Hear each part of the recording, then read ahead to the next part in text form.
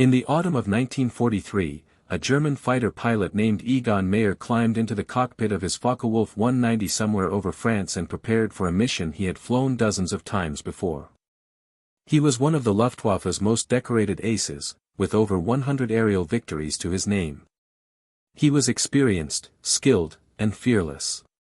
And yet, as the reports came in that morning about what was approaching from the west, even Mayer felt something unfamiliar tighten in his chest. The Americans were coming. Not just bombers this time. This time, they brought something with them that changed everything, fighters with the range to follow the bombers all the way to the target and all the way back. Fighters that could fight the Luftwaffe over German skies for hours. Fighters flown by men who were well-fed, well-trained, and absolutely relentless. For 2 years, the Luftwaffe had held the upper hand over many of its adversaries. The RAF had fought brilliantly in the Battle of Britain and had bled the Germans badly. The Soviets had eventually turned the tide in the East through sheer industrial mass and human sacrifice. But neither enemy had rattled the Luftwaffe's confidence at the institutional level quite the way the Americans would. The fear the Luftwaffe developed for American fighters was not born in a single battle. It grew slowly, then all at once.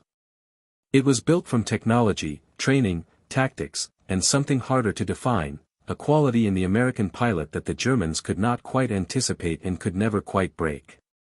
This is the story of why the sky over Europe became, for the Luftwaffe, a place of dread whenever American fighters appeared on the radar. To understand why the Americans were so feared, you first have to understand how dominant the Luftwaffe believed itself to be. In the early years of the war, that confidence was not arrogance, it was earned. The Luftwaffe had been rebuilt from nothing in the early 1930s under Hermann Göring and a generation of brilliant aviation engineers and combat veterans from the Spanish Civil War. By the time Germany invaded Poland in September 1939, it was the most battle-tested air force in the world. The pilots who led the early Luftwaffe were extraordinary. Men like Adolf Galland, Werner Molders, and Hans-Joachim Marseille were not simply good fighter pilots. They were artists of aerial combat, men who had refined the science of air-to-air killing to a level that no other nation had yet reached. Germany's victory over France in 1940 was in large part an air victory. The Luftwaffe shattered the Allied air forces before the ground war had truly begun. The Battle of Britain was the first real check on Luftwaffe supremacy, but even that was a close thing. The RAF survived, but many in the Luftwaffe attributed the failure to strategic errors by Hitler and Göring, not to any fundamental deficiency in their pilots or machines. By the time Germany turned east and attacked the Soviet Union in 1941, the Luftwaffe's aces were posting victory tallies that would be almost incomprehensible to Western pilots, hundreds of kills per individual, achieved against an enemy that outnumbered them massively. This was the Luftwaffe's self-image when the Americans arrived, invincible, experienced, and supreme above the clouds of Europe. What happened next would shatter that image permanently. When the United States entered the war after Pearl Harbor in December 1941, American air power in Europe was, by any honest measure, not ready. The Army Air Forces had theories and equipment and training programs, but they lacked one thing the Luftwaffe had in abundance: actual combat experience. American pilots had trained extensively, but training and fighting are separated by a gap that only blood can bridge. The early American bombing campaigns over Europe in 1942 and 1943 were, in terms of losses, catastrophic. The Yuzov's doctrine at the time held that massed formations of heavy bombers, specifically the Boeing B-17 Flying Fortress, could defend themselves against fighter attack through mutual firepower. Each bomber carried 13 50 caliber machine guns. A formation of 100 bombers could theoretically put thousands of rounds per minute into any attacking fighter. The theory was logical. The reality was brutal.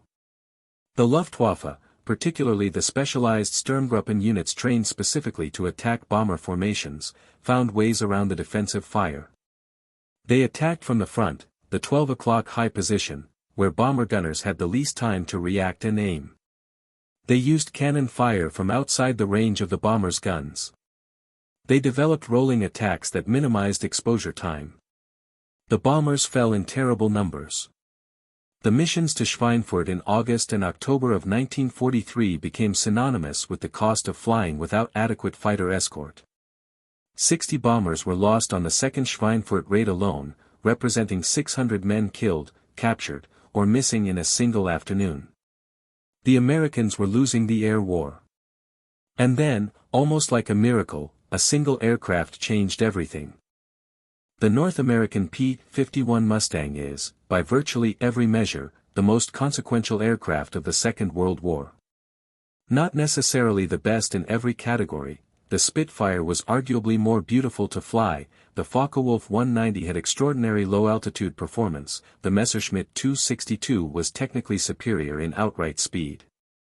But the P-51, with its Rolls-Royce Merlin engine and its revolutionary laminar flow wing design, accomplished something no other fighter aircraft in any nation's inventory could. It could fly to Berlin and back with a full fuel load while still being fast and maneuverable enough to fight and win against the Luftwaffe's best. The numbers tell the story simply. A P-47 Thunderbolt, which had been the primary American escort fighter, could accompany bombers to roughly the German border before fuel forced it to turn back. A P-38 Lightning could go somewhat farther. But a P-51D, equipped with drop tanks, could escort bombers from England to targets deep inside Germany, stay to fight and return home. The round trip that had previously left bombers unprotected for the most dangerous portion of their mission was now covered. When the Mustangs began appearing over German targets in early 1944, Luftwaffe pilots reported the sighting with disbelief at first and then with something approaching alarm. The standard Luftwaffe tactic had been to wait for the escort fighters to reach their fuel limit and turn for home, then attack the now unprotected bombers. With the P-51, that tactic simply ceased to work. The escorts did not leave. They stayed. They followed the Luftwaffe back toward their own airfields. They were everywhere, and they were deadly.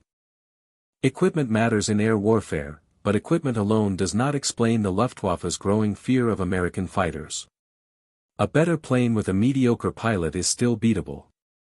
What unsettled the Germans was the combination of excellent machinery and a particular kind of pilot that the United States was producing in enormous numbers. The American pilot of World War II came, in many cases, from a culture that prized individual initiative, competitive aggression, and a certain casual disregard for authority that European military structures would have found troubling. American pilots argued with their commanders. They improvised tactics in the air. They disobeyed standing orders when the situation demanded it, and often as not, they were right. General Jimmy Doolittle, who took command of the 8th Air Force in January 1944, understood this quality instinctively. His most consequential decision as a commander was also one of the most controversial. He released American escort fighters from their obligation to stay close to the bomber formations. Instead, he ordered them to go hunting. Find the Luftwaffe wherever it was, in the air, on the ground, at its airfields, and destroy it. This unleashed something that the Luftwaffe had not prepared for. American fighter pilots did not just escort bombers. They went looking for a fight. They dove on Luftwaffe airfields at low altitude, strafing parked aircraft, fuel depots, and ground crews. They pursued German fighters that tried to disengage. They pressed attacks that a more conservative pilot culture might have broken off. They were, in the truest sense of the word, aggressive, and that aggression became one of the most potent weapons in the Allied arsenal. In February 1944, the United States Air Forces launched a campaign that would come to be known as Big Week, a concentrated series of missions aimed not just at destroying German industrial targets but at forcing the Luftwaffe into the air and destroying it there. The strategy was blunt: use the bombers as bait, and use the fighters to kill whatever came up to intercept them. Operation Argument ran from February 20th to February 25th, 1944. In that 1 week, American and British air forces flew nearly 4,000 sorties against German aircraft factories, ball bearing plants, and other critical industrial facilities. The losses on both sides were severe. The Americans lost nearly 300 heavy bombers and close to 30 fighters. But the Luftwaffe lost approximately the same number of aircraft, and something far more precious than machines, experienced pilots. The Germans could replace aircraft. By 1944, German factories were actually producing more planes than ever before, thanks to Albert Speer's reorganization of war production. What they could not replace was the men to fly them. The Luftwaffe had entered the war with a corps of highly trained, combat-seasoned pilots who had been fighting since Spain. By 1944, most of those men were dead, captured, or exhausted. The replacements coming from German flight schools were increasingly undertrained, often sent into combat with fewer than 50 hours of flight time in their aircraft. American replacement pilots, by contrast, entered combat with hundreds of hours of training. They were well-fed, psychologically supported by a culture that celebrated their role, and flew from bases where mechanics maintained their planes to the highest possible standard. The disparity in pilot quality was becoming decisive. Germany produced some of the highest-scoring fighter aces in aviation history. Erich Hartmann, the top scorer of the entire war with 352 confirmed victories, was German. Gerhard Barkhorn, Gunther Rall, Otto Kittel, the list of German pilots with extraordinary kill counts is long and genuinely impressive. By comparison, the top American ace of the war, Richard Bong, recorded 40 victories. That gap would seem to favor the Germans decisively. But the gap is misleading. German aces flew constantly, without rotation, until they were killed or physically broken. There was no systematic policy of rotating experienced pilots back to training roles to pass their knowledge to the next generation. The great aces were kept in combat because they were so valuable there, and they died in combat as a result. When Hartmann was finally grounded at the war's end, he was an exception. Most men of his skill level were already gone. The American system was different at the institutional level. After completing a combat tour, American pilots could be rotated home. Many of them ended up as instructors, pouring their hard-won knowledge into the next generation of pilots before those pilots ever saw combat. The result was not the production of a handful of supermen with 300 kills each, but rather a deep, broad pool of competent, confident, well-trained fighter pilots who could absorb losses and keep fighting. When one American ace was lost, 10 trained pilots were ready to replace him. When a German ace with 300 victories went down, a pilot with 30 hours of training flew into that empty slot. The math was not in Germany's favor, and the Luftwaffe's leadership understood this, and had no answer for it. One of the most consequential and least celebrated contributions of American fighter pilots to the air war over Europe was what happened after the dogfights ended. When German fighters refused to come up and fight, when the Luftwaffe tried to conserve its dwindling resources by staying on the ground, American fighters went down to meet them. Low-level strafing attacks on Luftwaffe airfields became a defining feature of the air campaign in 1944. P-51s and P-47s would sweep across German airfields at treetop height, guns blazing, destroying aircraft on the ground that had survived every dogfight in the air. German ground crews, mechanics, and support personnel became targets. Fuel depots exploded. Parked fighters burned. The Luftwaffe could not protect its own bases from these attacks without sending up the very planes it was trying to preserve. These missions were extraordinarily dangerous. Flying low over enemy territory negated many of the advantages of a superior aircraft. Anti-aircraft guns of all sizes, from heavy flak cannon to soldiers with rifles, could and did bring down American fighters that had survived hundreds of high-altitude missions. The casualty rate on strafing missions was, in some periods, higher than on bomber escort. And yet the pilots kept flying them. Not because they were ordered to in every detail, but because they understood what these missions accomplished. Every German aircraft destroyed on the ground was one fewer threat to the bombers. Every fuel dump that burned was a mission the Luftwaffe could not fly.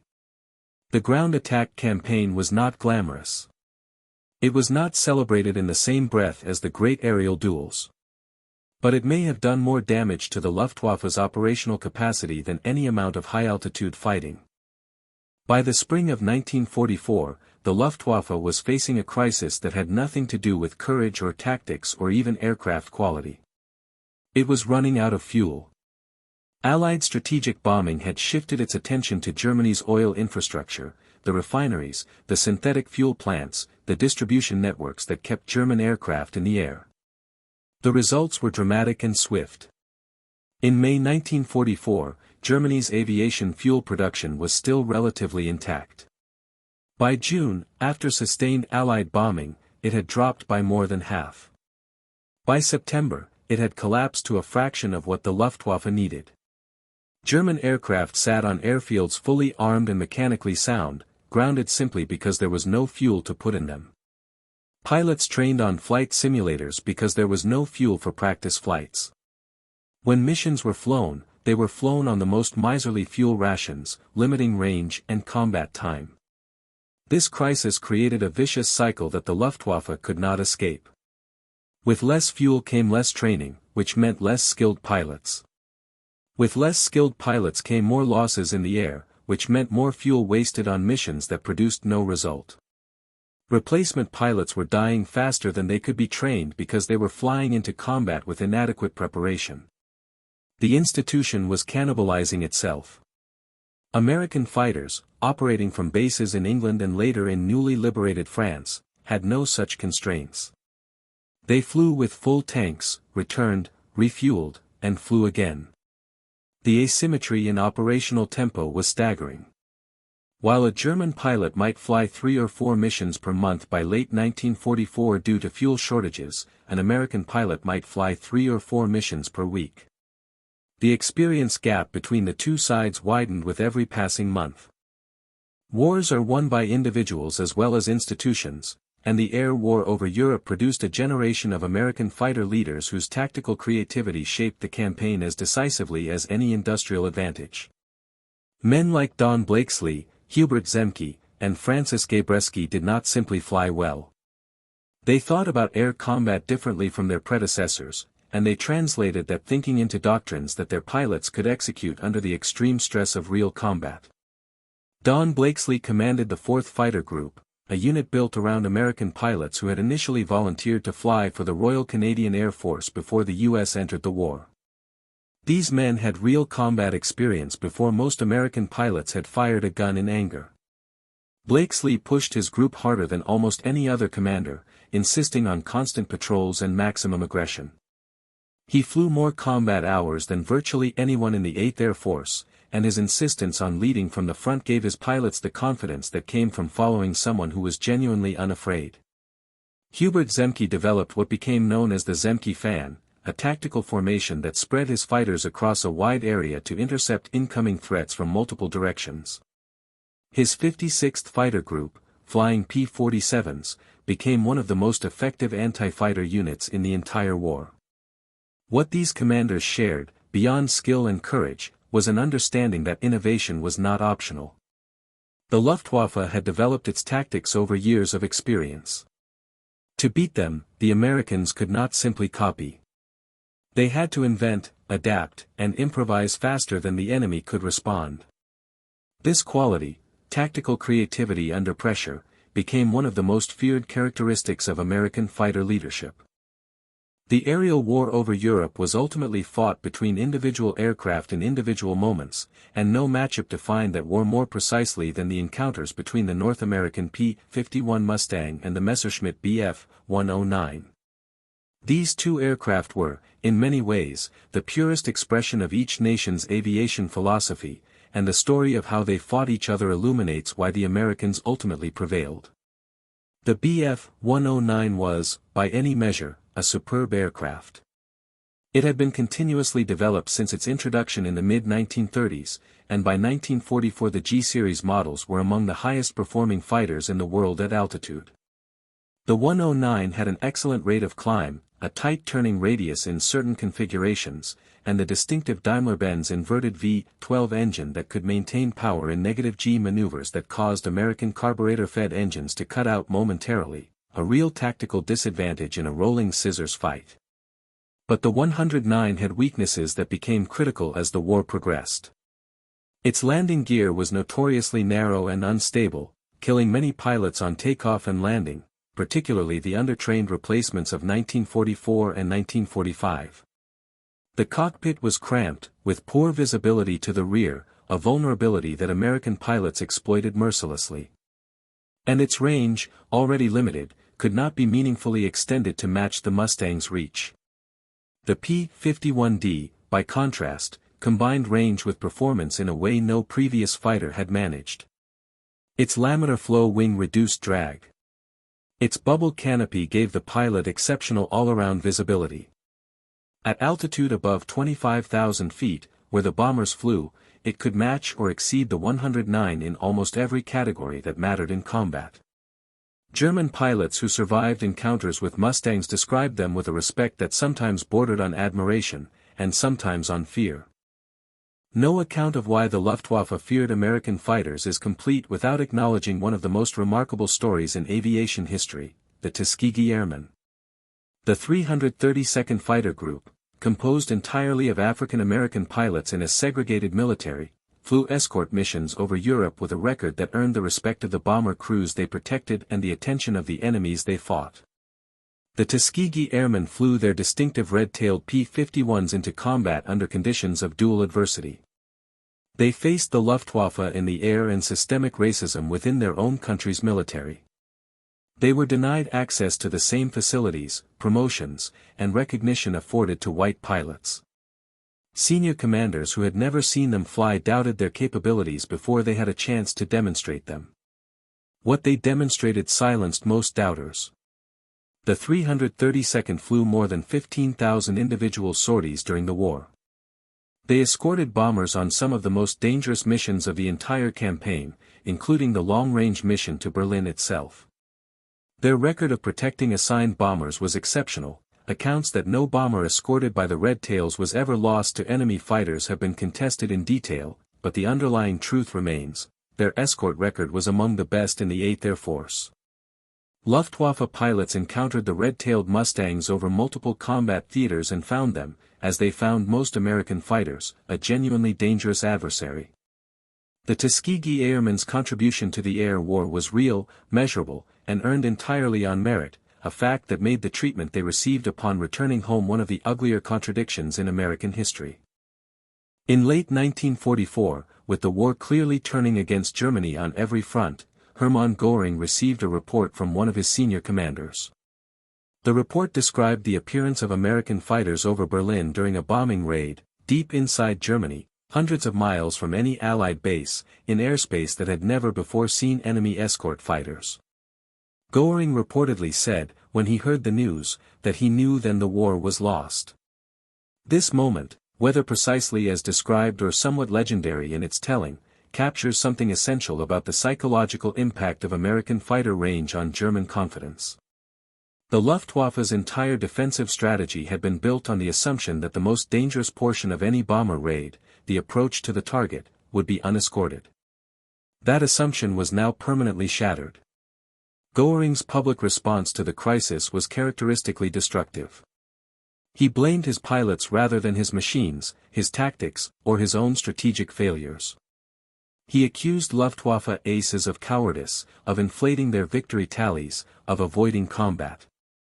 Adolf Galland, one of the most respected fighter commanders in German aviation, directly challenged Göring's assessment and demanded that Germany produce more jets and better trained pilots.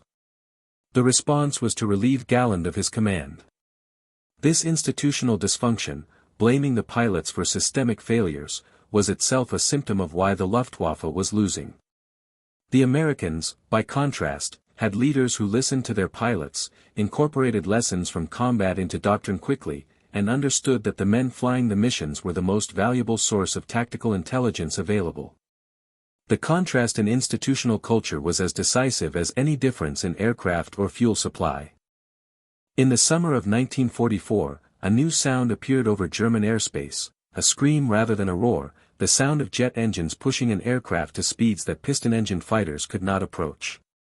The Messerschmitt Me-262, the world's first operational jet fighter, arrived in combat and immediately demonstrated performance that was, in absolute terms, superior to anything the Allies could put in the air. The Me-262 could fly at nearly 550 miles per hour, roughly 100 miles per hour faster than the P-51D. It could climb at a rate that left conventional fighters behind. Its 430mm cannon could destroy a heavy bomber with a single burst. On paper, it was the weapon that should have ended American fighter dominance over German airspace. It did not. The reasons are multiple, and they reveal much about the structural advantages the Americans had built into the entire campaign. Hitler, famously, insisted for months that the Me-262 be used primarily as a bomber, a decision his commanders found maddening and that wasted critical development time. When the jet fighters finally entered service in significant numbers, they faced a problem no amount of speed could solve. They were vulnerable during takeoff and landing, when their engines were slow to respond. American and British pilots quickly learned to wait. They orbited the known Me-262 airfields and attacked the jets during their most vulnerable moments, on final approach, wheels down, engines spooling back. It was not a fair fight in the conventional sense. It was hunting. But it was devastatingly effective, and it neutralized much of the Me-262's theoretical advantage. The jet age had arrived. The Americans adapted to it before it could change the outcome. The defeat of the Luftwaffe was not achieved in any single decisive battle, any more than the defeat of an army is achieved in a single charge. It was achieved through attrition, the slow, grinding process of destroying experienced pilots and irreplaceable aircraft faster than Germany could replace them. The Americans understood this before they could demonstrate it, and they designed their strategy accordingly.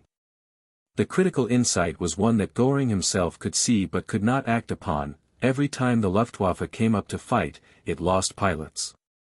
If it stayed on the ground, the bombers destroyed German industry unchallenged. There was no winning move. The Luftwaffe was being forced to consume itself in a battle it could not refuse to fight. General Karl Spaatz, who commanded the United States Strategic Air Forces in Europe, understood this dynamic clearly. The bombing targets he chose were, in many cases, selected as much for their value as Luftwaffe bait as for their intrinsic industrial importance. Oil was the most obvious example. Germany had to defend its fuel production, so attacking it forced the Luftwaffe into the air under conditions that favored American escort fighters. By late 1944, the results of this strategy were visible in the quality of the pilots the Luftwaffe was sending up. Veteran German pilots reported being wingless, flying without experienced partners because the replacement pilots were simply not capable of functioning in the formation-level teamwork that effective fighter combat required. American pilots noted the difference. The Luftwaffe that had been formidable and aggressive in 1943 was becoming something closer to desperate by early 1945. The attrition had worked. The Luftwaffe was not beaten in a single moment of glory. It was worn away, month by month, over the skies of a continent, by relentless American pressure. History tends to be written by the victors, and the story of air combat over Europe is no exception. But German pilots who survived the war left extensive accounts, memoirs, interviews, post-war debriefings, that allow us to understand the experience from the other side of the windshield. What they describe, with remarkable consistency, is a specific kind of fear. It was not the fear of death in the abstract. German fighter pilots were, by 1943 and 1944, intimately familiar with the possibility of their own death. They had watched friends and instructors die. They had parachuted from burning aircraft. They had belly-landed on fields under fire. Death was familiar. What was different about the American fighters was something more specific. It was the aggression. German pilots who had fought the RAF described British fighters as extremely skilled and courageous, but operating within certain implicit frameworks, rules of engagement that both sides understood. American pilots, many Germans reported, did not seem to operate within the same frameworks. They pressed attacks that common sense suggested they should break off. They pursued damaged aircraft that were clearly trying to flee. They strafed pilots in parachutes, a practice controversial then and now, but one that reflected a particular kind of total commitment to killing the enemy's combat capacity. Above all, German pilots described the sheer numbers as psychologically demoralizing. You could shoot down 3 P-51s in a single mission and return to find 8 more waiting. The replacements appeared endless. The ammunition seemed unlimited. The fuel never seemed to run out.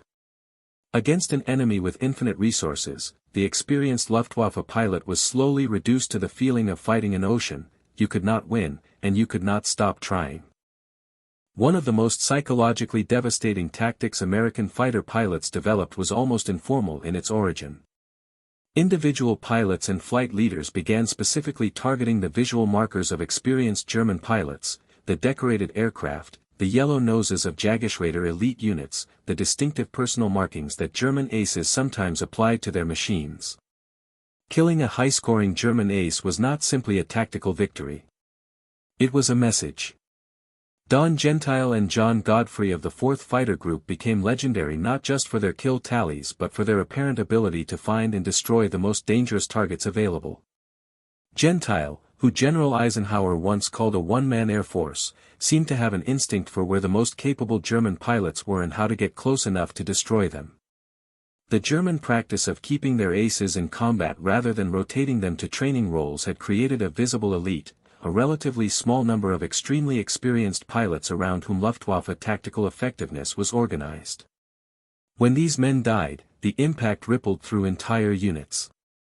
Young German pilots who had been surviving by following their experienced leaders suddenly found themselves without guidance, in combat conditions that required exactly the kind of judgment that only experience could provide. The Americans were not operating a systematic policy of ace hunting in any formal doctrinal sense. But the culture of aggressive individual initiative that General Doolittle had unleashed meant that pilots were always looking for the most dangerous and therefore most valuable targets. And experienced German pilots, recognizable by their flying skill as much as by any visual marking, were exactly that. On the morning of June 6, 1944, Allied forces landed on the beaches of Normandy under an umbrella of air power so comprehensive that the Luftwaffe was essentially absent from the battle. German soldiers on the beaches looked up expecting attack from the air and saw nothing wearing a German cross. The Luftwaffe that had blitzed Poland, destroyed Allied forces at Dunkirk, and fought the RAF to near exhaustion over England in 1940 could not defend its own occupied territory from the largest amphibious invasion in history. The reasons for this absence were multiple, but American fighters were central among them.